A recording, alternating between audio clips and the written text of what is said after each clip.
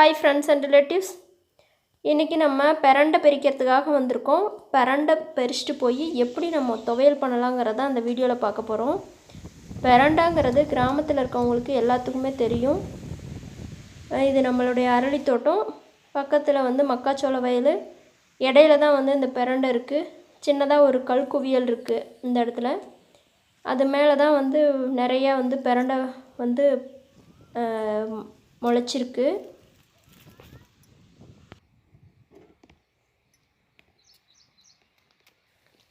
இப்போ நல்லா மழை பெஞ்சதுனால நல்லா துளிர் விட்டுருக்கு.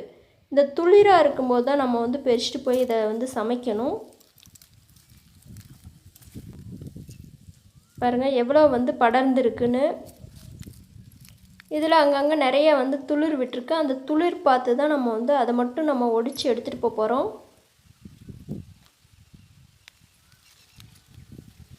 பாருங்கள் இதுதான் துளிர். இதை மட்டும் நம்ம பார்த்து தேடி ஒடிச்சிக்கலாம்.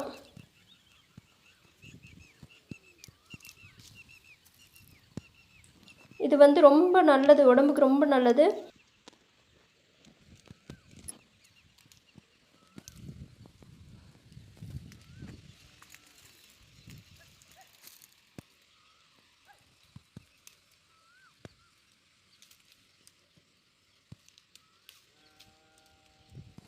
நம்ம இப்போ தேவையான அளவு பறிச்சாச்சு. இப்போ வீட்டுக்கு போயிட்டு இதை எப்படி க்ளீன் பண்ணிவிட்டு எப்படி சமைக்கலாம், எப்படி துவையல் பண்ணலாங்கிறத நான் சொல்கிறேன்.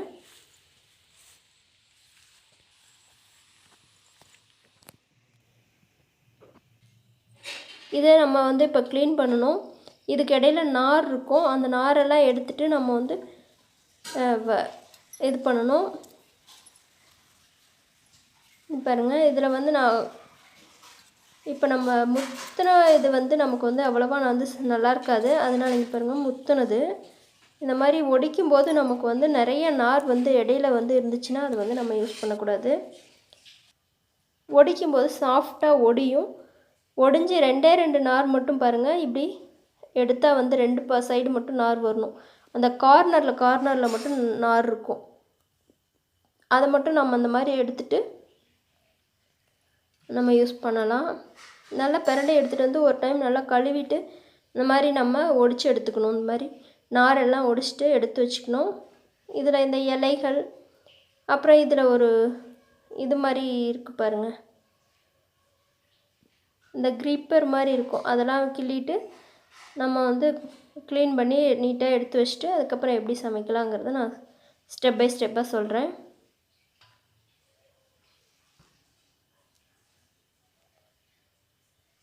இது நான் இது க்ளீன் பண்ணும்போது நமக்கு கொஞ்சம் ஒரு சிலருக்கு கை லைட்டாக அரிக்கிற மாதிரி இருக்கும். ஆனால் அது ஒன்றும் பிரச்சனை இல்லை. எனக்கு எதுவும் ஆகிறது கிடையாது. நீங்கள் தேவைப்பட்டால் கொஞ்சம் தேங்காய் எண்ணெய் கையில் தேய்ச்சிட்டு அதுக்கப்புறம் இதை க்ளீன் பண்ண ஆரம்பிக்கலாம். லைட்டாக கை நமன்னு இருக்கிற மாதிரி இருக்கும். அதனால தான் தேங்காய் எண்ணெய் போட்டுக்கலாம். இல்லைன்னா அப்படியேவும் நம்ம க்ளீன் பண்ணிட்டு கையை வாஷ் பண்ணிட்டோம்னா ஒன்றும் பண்ணாது.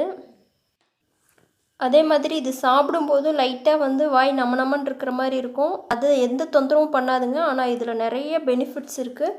ஸோ கண்டிப்பாக கிடச்சதுன்னா சாப்பிடுங்க.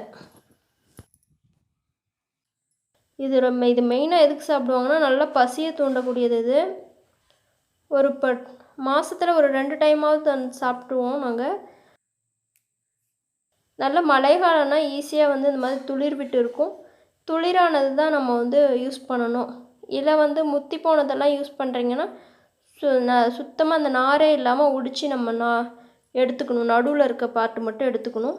நாங்கள் ஆனால் மோஸ்ட்லி இந்த மாதிரி பிஞ்சை தான் எடுத்துகிட்டு இந்த துளிராக இருக்கிறது தான் கொண்டு சமைப்போம். இது கொஞ்சம் க்ளீன் பண்ணுறதுக்கு லேட்டாக ஆகிடும். பாருங்கள் நான் அந்தளவுக்கு க்ளீன் பண்ணி எடுத்து வச்சுருக்கேன். இப்போ எப்படி சமைக்கலாங்கிறத சொல்கிறேன். ஃபஸ்ட்டு எண்ணெய் விட்டுக்கணும். கொஞ்சம் அதிகமாகவே விட்டுட்டு நல்லா அந்த பிரண்டை நம்ம க்ளீன் பண்ணி வச்ச பிரண்டையை போட்டு நல்லா வதக்கிட்டே இருக்கணும்.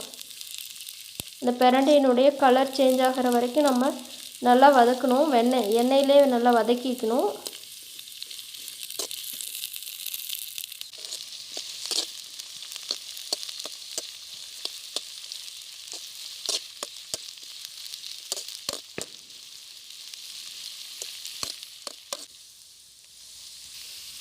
இப்போ பாருங்கள், ஓரளவுக்கு நல்லா வதங்கி நல்லா சுருண்டு சின்ன சின்னதாக ஆயிடுச்சு. இப்போ நம்ம இதை தனியாக எடுத்து ஒரு தட்டில் எடுத்து வச்சுட்டு இதிலே நம்ம வந்து தாளிக்கிறதுக்கு எல்லாம் ரெடி பண்ணிக்கலாம்.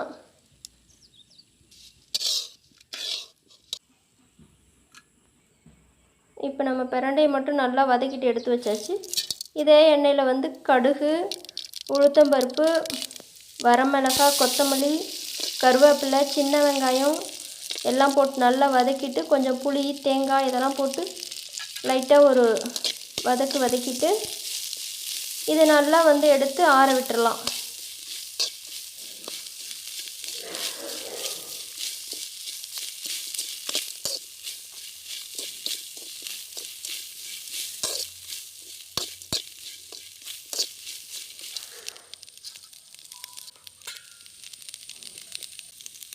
இப்போ நம்ம இதை இறக்கி வச்சிடலாம். நல்லா ஆறிட்டோம். ஆறினதுக்கப்புறம் நம்ம இதை மிக்ஸி ஜாரில் போட்டு அரைச்சிடலாம். இப்போ ஆறிடுச்சு. மிக்ஸி ஜாரில் போட்டு இதோடு நம்ம வந்து உப்பு சேர்க்கவே இல்லை. தேவையான அளவு உப்பு சேர்த்துட்டு கொஞ்சமாக வந்து தண்ணி விட்டு இந்த பதத்துக்கு அரைச்சி எடுத்துக்கிட்டோம்னா நமக்கு பிரண்டை சட்னி ரெடி ஆயிடுச்சு. இதை வந்து தயிர் சாதத்தோடு வச்சு சாப்பிட்றது ரொம்ப ரொம்ப நல்லாயிருக்கும். Okay, thank you.